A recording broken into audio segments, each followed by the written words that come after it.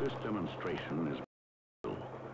We are going to put a car on the roof of a 10-story building and then push it off to make a simple point. If you drive at 60 miles an hour and hit something, it's exactly the same as driving off a 10-story building. And it will get you to exactly the same place.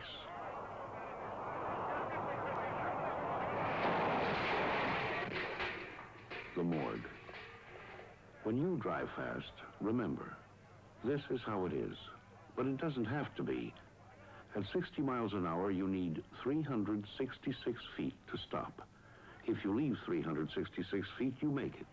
If you don't, you don't. We at Mobil hope you'll remember that fact. Our business is to sell you gasoline and oil, and we want you to be around to try them. We want you to live.